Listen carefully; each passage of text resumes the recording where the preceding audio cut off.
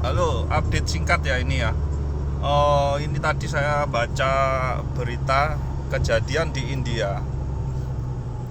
Heat stroke, suhunya 45 derajat. Nah, ternyata kita sudah masuk di El Nino Godzilla. Ya, Indonesia itu mulai April ternyata sudah tak masuk El Nino Godzilla. Nah, ini yang menarik.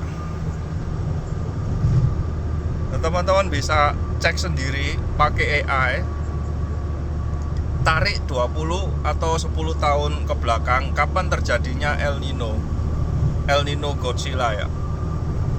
Nah, apa dampaknya terhadap tanaman? Nah, coba apa dampaknya terhadap tanaman kelapa sawit? Nah, kalian akan menemukan yang sangat-sangat menarik sekali. Oke. Nah, di tahun El Nino yang terakhir itu terjadi di tahun 2023. Ya, El Nino terakhir itu yang terjadi itu di 2023. Oke. Apa yang terjadi tahun 2023? Labanya emiten kelapa sawit, teman-teman cek sendiri.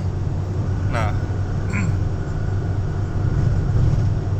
kenapa kok sama, hampir nggak 1-2, rata-rata di tahun 2023 semua emiten kelapa sawit labanya menurun. Ada apa di tahun itu? Ternyata ada yang namanya El Nino. Dan ini sekarang El Nino Godzilla akan mempengaruhi panen yang berikutnya. Jadi kapan panen berikutnya? Nah, start sekarang. Jadi seharusnya tahun depan emiten kelapa sawit akan nyungsep lagi. Nah, semoga TAPG kembali ke harga 500.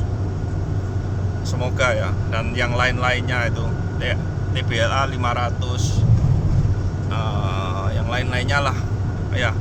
LSIP di bawah 1000, Ali itu bisa berapa lah, 2000, 3000 lah mungkin ya. Saya agak lupa ya. Jadi silakan cek sendiri, gunakan AI. Jadi mulai sekarang hindari investasi di sektor kelapa sawit. Pasti harusnya boncos kelapa sawit. Nanti setelah boncos di tahun 2027, saat itulah mulai koleksi ya. TAPG 800 boleh lah mulai dicicil seperti itu ya. Oke ya. Sekian update. Jadi setidaknya kita tahu satu sektor yang berpotensi memberi kerugian ya jika kita membeli ya, berinvestasi ya. Nah, kalau kita bisa menghindari berarti satu sektor kita eliminate, hindar, cari yang sektor lain. Kita tahu sektor kelapa sawit tidak bagus karena akan ada El Nino Godzilla. Satu sektor kita hindari, jadi kita bisa menghindari kerugian.